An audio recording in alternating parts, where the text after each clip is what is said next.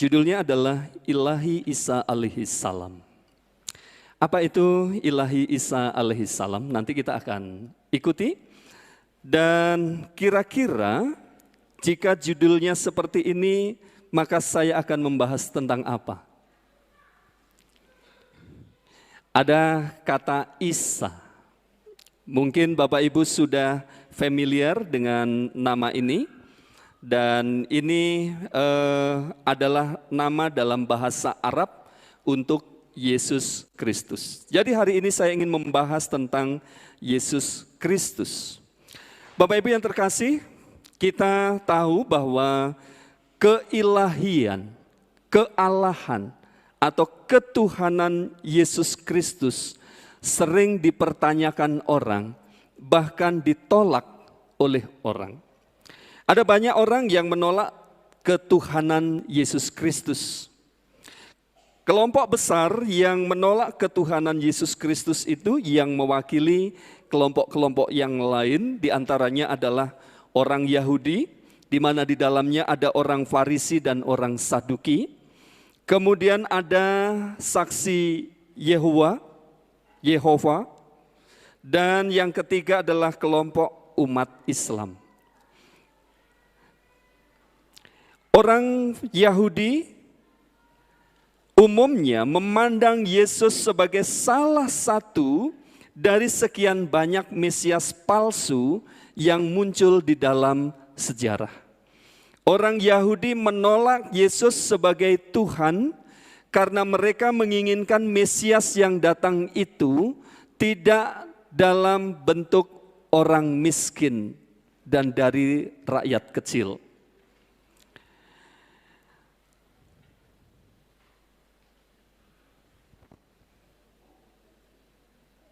Orang Farisi menuduh Yesus telah menghujat Allah karena Yesus menyebut Bapa kepada Allah. Jadi orang Farisi tidak menyukai Yesus karena Yesus memanggil Allah sebagai Bapa, maka dianggap Yesus telah menghujat Allah. Dan orang Farisi benci dan cemburu oleh karena popularitas Yesus Kristus. Kemudian yang terakhir adalah orang Saduki di kalangan orang Yahudi. Mereka menyangkal ketuhanan Yesus. Bukan hanya menyangkal ketuhanan Yesus, mereka menyangkal adanya kebangkitan orang mati. Itu sebabnya mereka sangat tidak percaya dengan berita tentang kebangkitan Yesus. Kemudian mereka juga menyangkal adanya kehidupan setelah kematian. Kelompok yang kedua adalah saksi Yehova. Mengapa saksi Yehova tidak menerima ketuhanan Yesus Kristus? Karena menurut saksi Yehova, Yesus adalah makhluk yang diciptakan, bukan sang pencipta, tetapi dia diciptakan pertama kali oleh Allah Yehova. Sebelum menciptakan yang lain, Yesus yang pertama diciptakan. Dengan mengutip kitab Kolose pasal 1 ayat 15. Ia adalah gambar Allah yang tidak kelihatan, yang sulung, lebih utama dari segala yang diciptakan. Jadi Yesus termasuk yang diciptakan, tetapi dia lebih prioritas. Dia lebih utama dari segala yang diciptakan. Ayat yang lain yang dikutip adalah dalam buku Wahyu pasal 3 ayat 14. Dan tuliskanlah kepada malaikat jemaat di Laodikia, inilah firman dari Amin, saksi setia yang benar.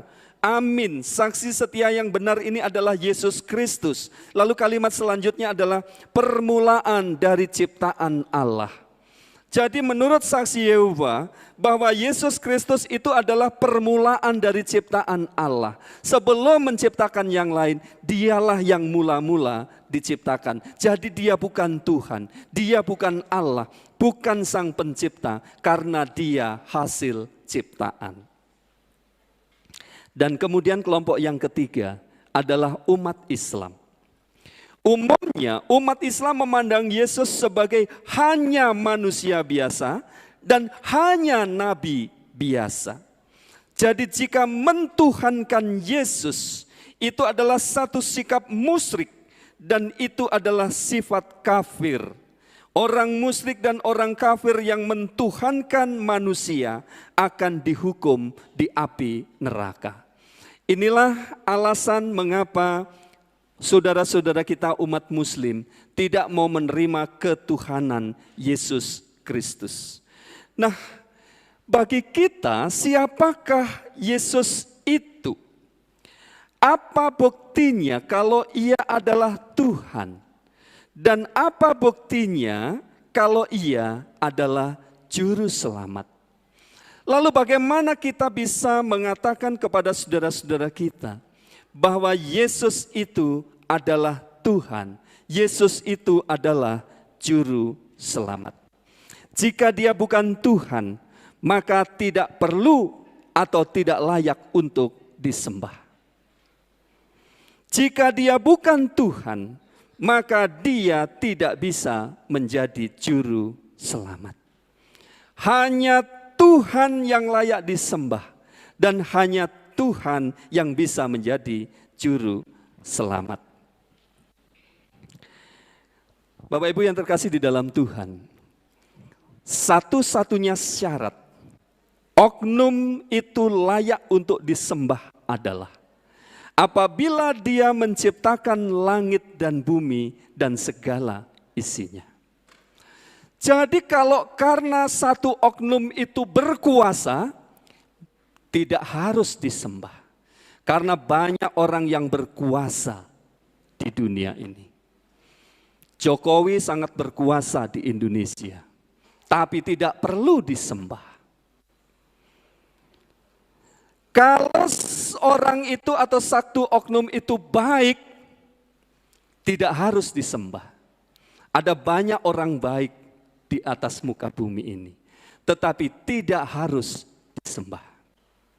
Satu-satunya syarat supaya bisa disembah adalah kalau Dia yang menciptakan langit dan bumi dan segala isinya.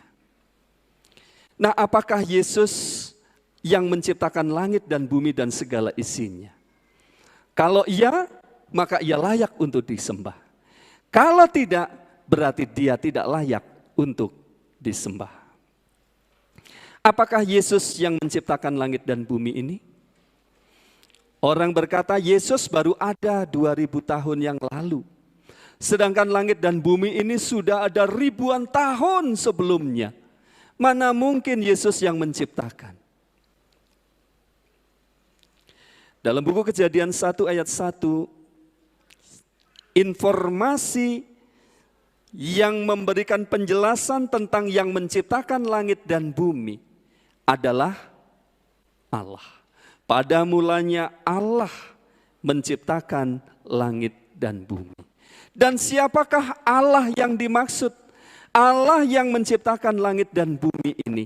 Allah yang turun, yang membentuk tanah itu menjadi patung lalu menghembuskan nafas kepadanya. Siapakah Allah itu? Kita bisa mendapatkan penjelasan di dalam kitab Perjanjian Baru. Di kitab Perjanjian Lama tadi kita mendapat informasi bahwa yang menciptakan langit dan bumi adalah Allah. Lalu di kitab Perjanjian Baru kita mendapatkan penjelasan Allah yang mana yang menciptakan langit dan bumi ini. Dalam buku Kolose pasal 1 ayat 15 sampai 18.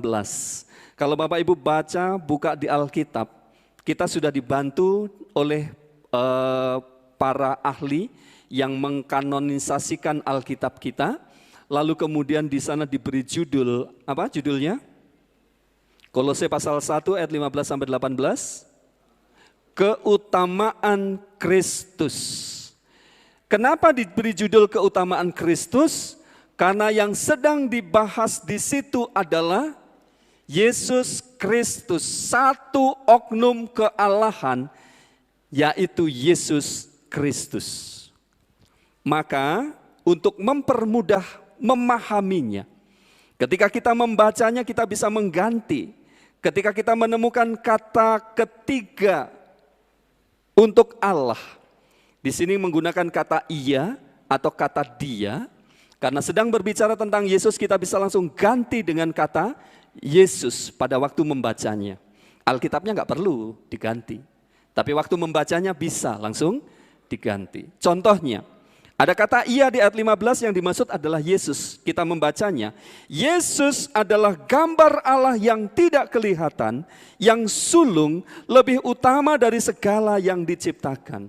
Dan kemudian ini dikutip oleh saksi Yehova. Kata lebih utama dari segala yang diciptakan. Kata yang sulung, yang artinya mengawali.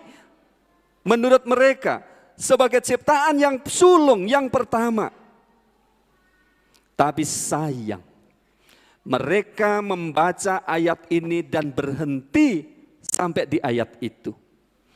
Salah satu kesalahan besar di dalam mempelajari firman Tuhan adalah ketika kita membaca satu ayat dan berhenti hanya sampai di ayat itu.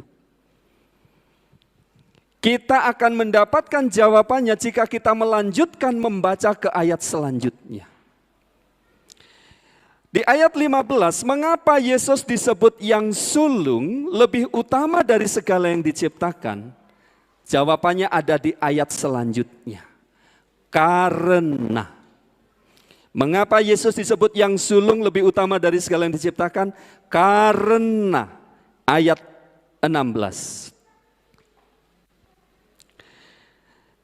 Karena di dalam Yesuslah telah diciptakan segala sesuatu.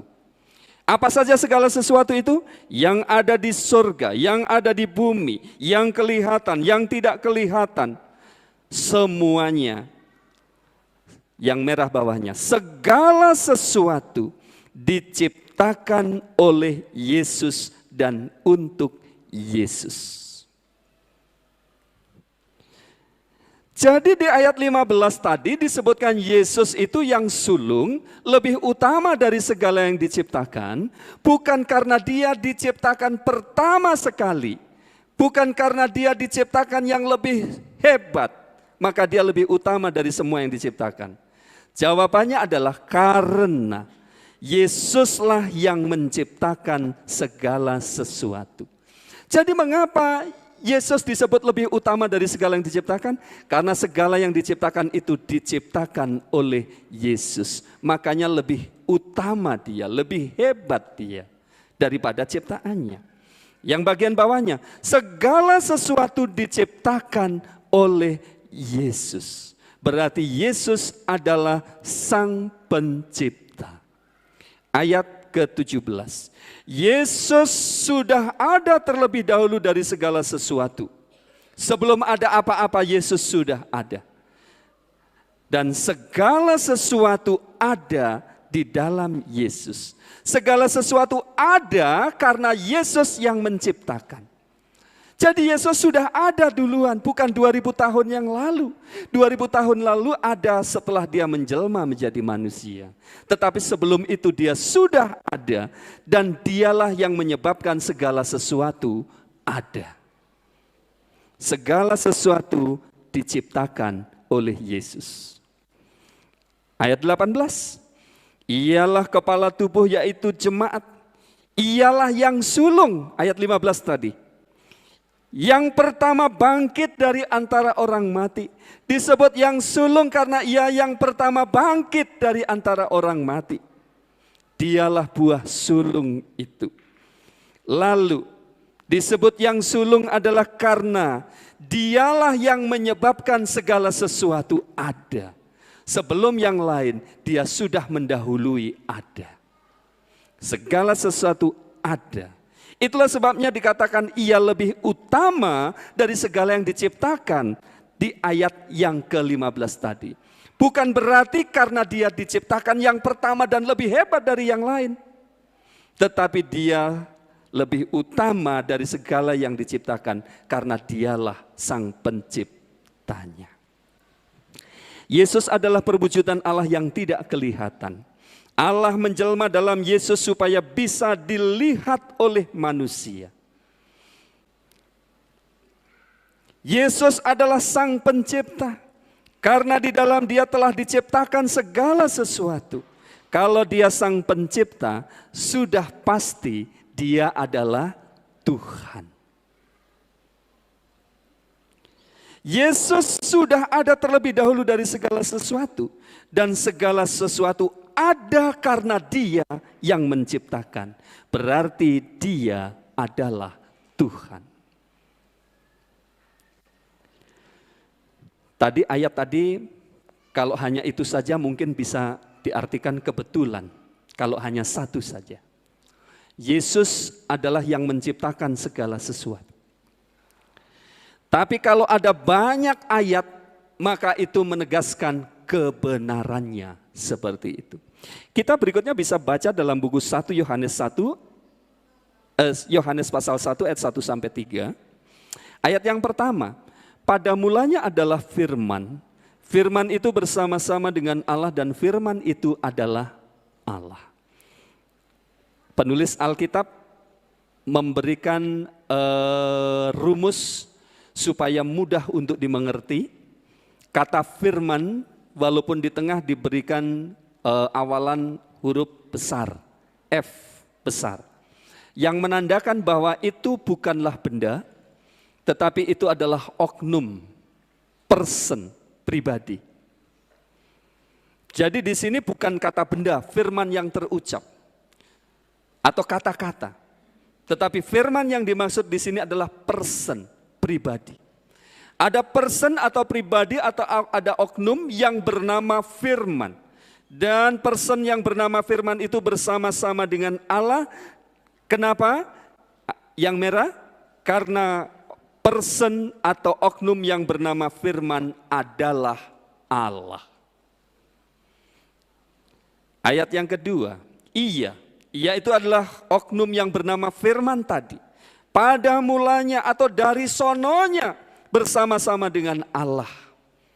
Dari semula bersama-sama dengan Allah. Berarti tepat seperti yang saya sampaikan dua sahabat lalu, bahwa Allah itu tidak sendirian. Oknum yang bernama firman itu bersama-sama dengan Allah. Ayat yang ketiga, segala sesuatu dijadikan sama dengan diciptakan oleh Dia. Siapa Dia? Oknum, person yang bernama firman. Dan tanpa Dia, tanpa person yang bernama firman itu, tidak ada satupun yang telah jadi dari segala yang telah dijadikan. Kalau bukan karena person yang bernama firman itu, enggak ada apa-apa. Segala sesuatu ada karena diciptakan, dijadikan oleh person yang bernama firman. Nah sekarang pertanyaannya adalah, siapa person yang bernama firman yang telah menciptakan segala sesuatu ini? Siapa? Person yang bernama firman itu siapa? Yang adalah sang pencipta segala sesuatu. Sekali lagi untuk mendapat jawabannya kita harus baca selanjutnya. Dan kita dapati di ayat yang ke-14. Di sana memberikan penjelasan tentang siapa person yang bernama firman itu. Firman itu telah menjadi manusia dan diam di antara kita. Dan kita telah melihat kemuliaannya, yaitu kemuliaan yang diberikan kepadanya sebagai anak tunggal Bapa, penuh kasih karunia dan kebenaran. Siapa menurut ayat ini person yang bernama firman itu? Yesus Kristus. Ketika kita baca ayat ini kita sudah tahu bahwa yang dimaksud adalah Yesus Kristus. Apa kata kuncinya sehingga kita simpulkan bahwa person yang bernama firman itu Yesus Kristus? Kata kunci yang pertama, person yang bernama firman itu telah menjadi manusia. Person kealahan yang menjadi manusia satu-satunya hanya Yesus Kristus. Roh Kudus tidak menjelma menjadi manusia. Allah Bapa juga tidak menjelma menjadi manusia.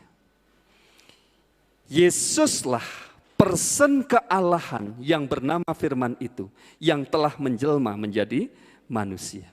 Kemudian diperjelas lagi setelah menjadi manusia, namanya siapa? Matius 1 ayat 23 namanya adalah Immanuel. Yang artinya Allah diam di antara manusia. Sang pencipta turun diam di antara manusia. Siapa Immanuel? Dia adalah Yesus Kristus. Kata kunci yang ketiga, dia diberi gelar anak tunggal Bapa. Satu-satunya oknum kealahan yang mendapatkan gelar anak tunggal Bapa adalah Yesus Kristus. Oke.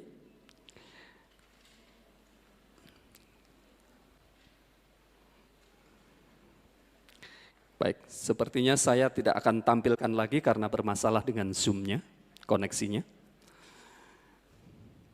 Oke. Segala sesuatu termasuk manusia, baik mengakui atau tidak mengakui, semua diciptakan oleh Yesus. Jadi Yesus adalah Tuhan Sang Pencipta. Semua manusia yang ada di muka bumi ini, mengakui atau tidak mengakui, mereka diciptakan oleh Yesus. Nah, bagaimana menurut Al-Quran?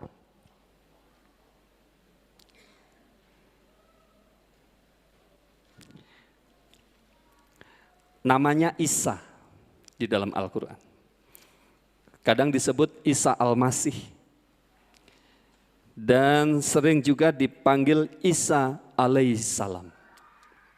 Dalam bahasa Ibrani, Yehosua atau Yesua atau Iswa. Dalam bahasa Yunaninya Yesus. Dan dalam dialek Suryani Barat di wilayah Surya dan sekitarnya, mengingat bahwa Yesus sering menggunakan bahasa Aram dan namanya juga adalah bau-bau bahasa Aram. Dalam dialek Suryani Barat, Yesu. Dan dalam dialek Suryani Timur, Isyo. Jadi dalam bahasa Arab, Isa. Dari satu lingkup mereka saling bertetangga, namanya mirip-mirip. Baik dalam bahasa Aram, bahasa Ibrani, bahasa Yunani, bahasa Surya, dan bahasa Arab mirip-mirip. Yang di sana Isyo, yang di sini Isya, Yesu, mirip-mirip. Tetapi ini adalah untuk person yang sama. Baik, saya akan share ulang.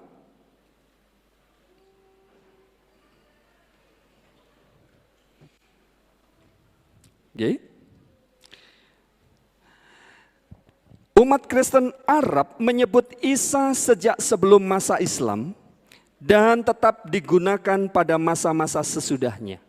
Jadi orang-orang Kristen Arab memanggil Yesus dengan nama Isa sebelum kemunculan Islam di abad yang ke-6. Dan sampai sekarang masih menggunakan itu. Isa juga digunakan oleh beberapa kelompok Kristen di negara-negara Muslim. Jadi jelas bahwa Isa yang dimaksud di sana adalah Yesus. Di dalam Al-Quran, ya, surat Al-Maidah ayat 110, di sana ada satu ayat yang diisi dengan beberapa mukjizat tentang Yesus Kristus. Bahkan salah satunya disebutkan bahwa Yesus sudah berbicara sejak bayi.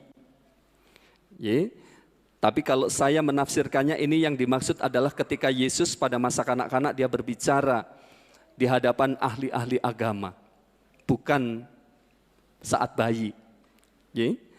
Lalu kemudian ada mukjizat yang dibuat oleh Isa, yaitu membentuk seekor burung dari tanah. Tanah dibentuk mirip burung, lalu kemudian ditiup, dan kemudian burung itu menjadi burung yang hidup. Dia menciptakan burung dari tanah. Lalu kemudian ada mukjizat di ayat yang sama, bahwa Isa itu menyembuhkan orang buta sejak dari kandungan. Artinya buta dari kandungan, lalu pada masa dewasanya dia disembuhkan. Kemudian dia juga membuat mukjizat, yaitu membangkitkan orang mati dari kubur.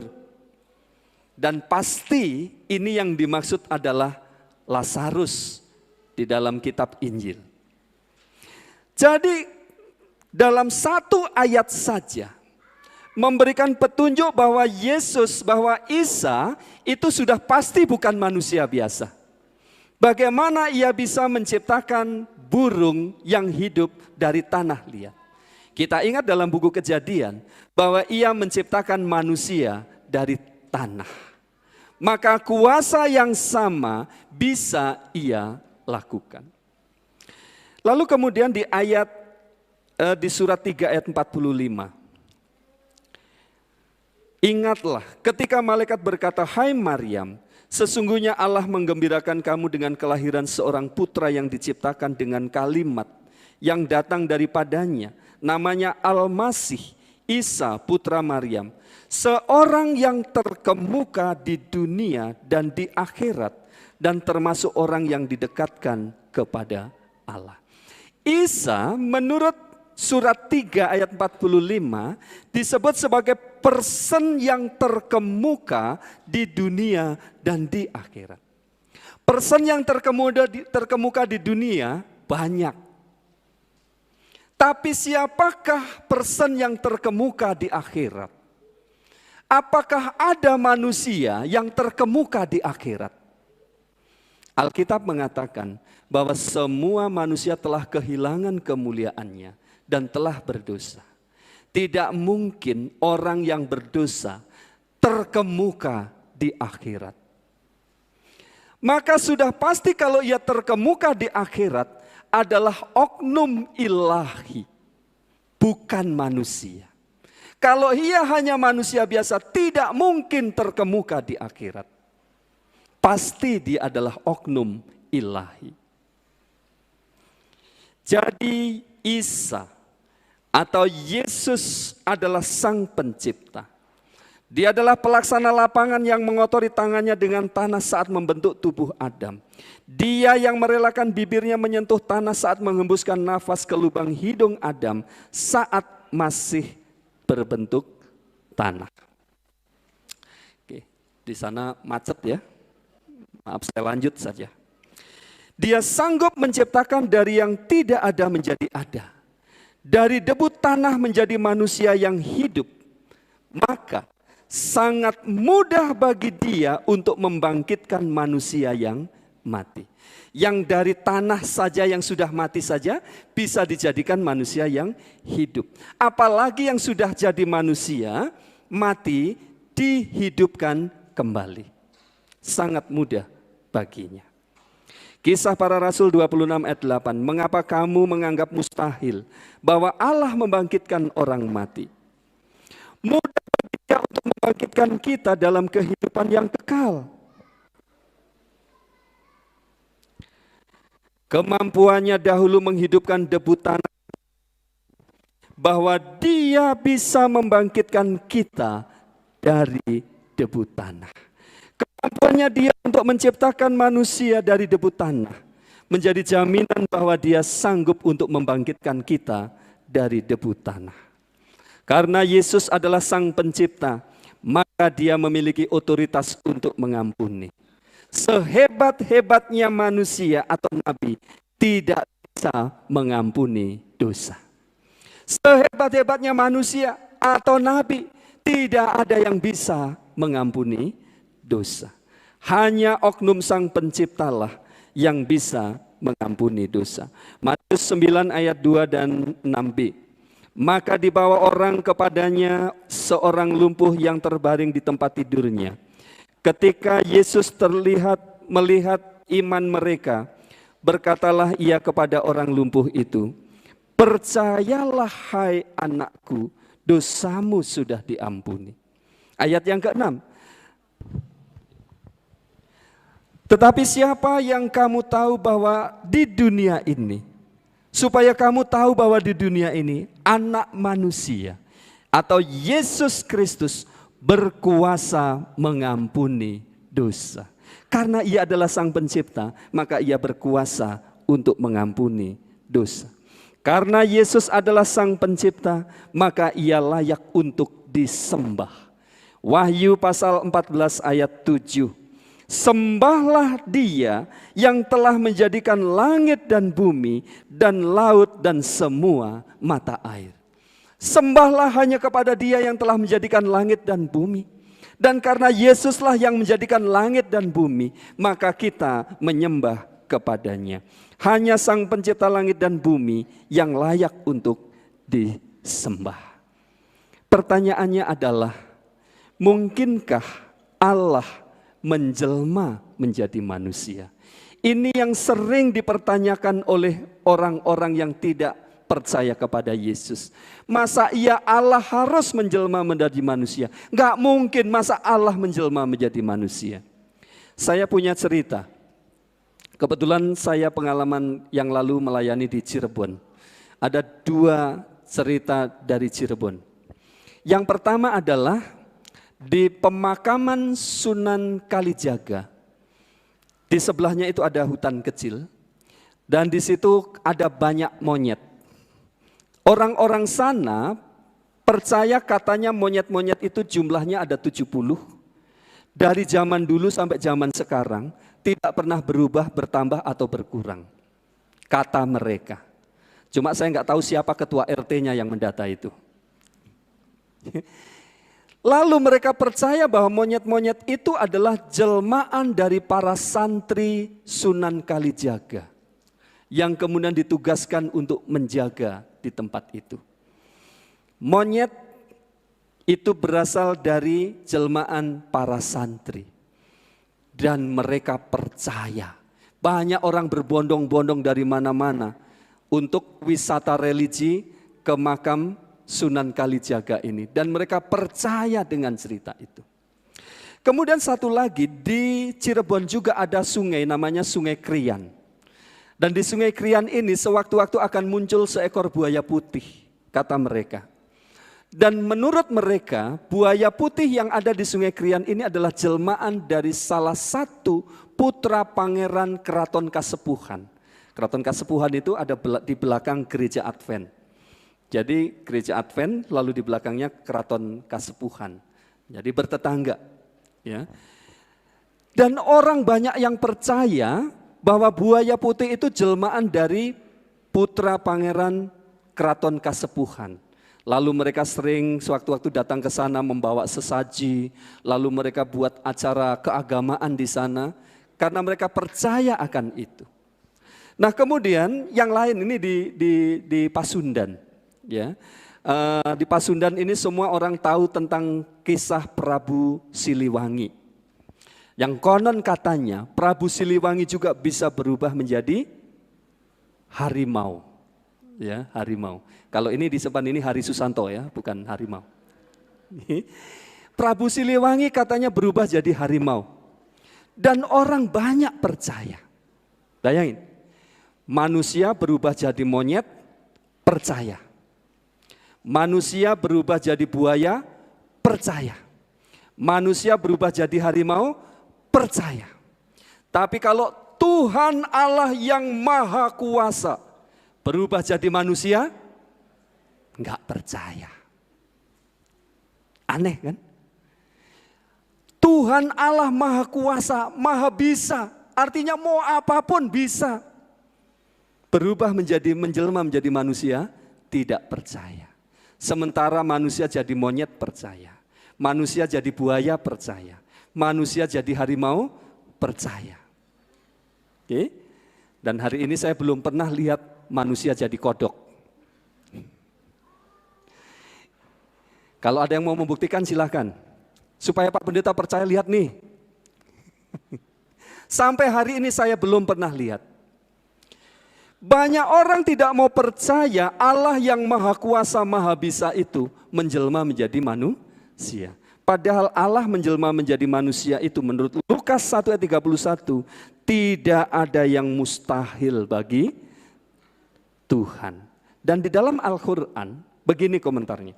Al-Quran menjelaskan bahwa Maria mengandung Isa secara mukjizat, yakni dalam keadaan perawan dan tanpa campur tangan laki-laki. Saat Maria mengasingkan diri dari keluarganya ke sebelah timur, seorang laki-laki mendatanginya. Maryam sangat menjaga diri dari laki-laki asing, kemudian mengatakan, "Sungguh aku berlindung kepada Tuhan yang Maha Pengasih terhadapmu, jika engkau orang bertakwa."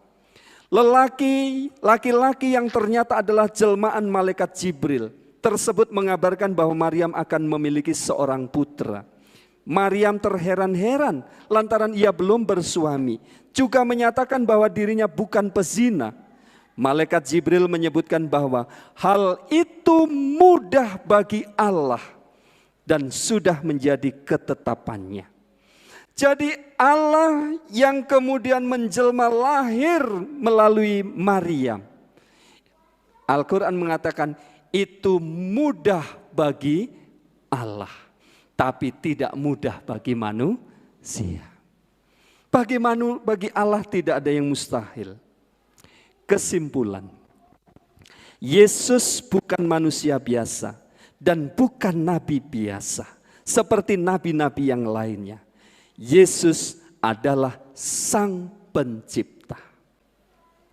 Karena Dia Sang Pencipta, maka kita bisa percaya kepadanya untuk menyelamatkan kita, mengampuni kita, untuk kita sembah dan untuk menjamin kehidupan kita.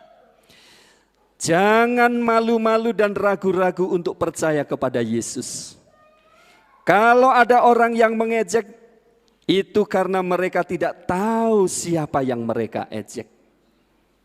Kalau ada orang yang mengejek Yesus, sesungguhnya mereka sedang mengejek Sang Penciptanya. Percayalah kepada Yesus dan Anda tidak akan pernah menyesal. Sebab Dia adalah Sang Pencipta dan jalan keselamatan yang benar. Ilahi Isa alaihi salam. Ilahi Isa. Isa adalah ilahi. Yesus adalah ilahi. Yesus adalah Allah. Yesus adalah Tuhan. Yesus adalah juru selamat. Alaihi salam.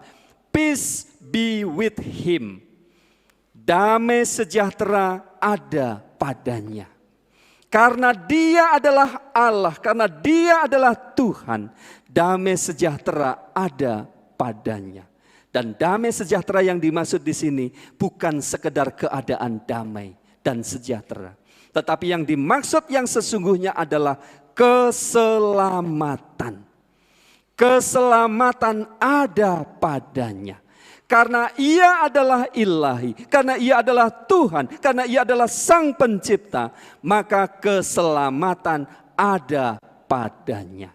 Ilahi Isa alaihi salam. Semoga Isa Al-Masih, Tuhan Juru Selamat Sang Pencipta kita, memberkati kita sekalian. Amin.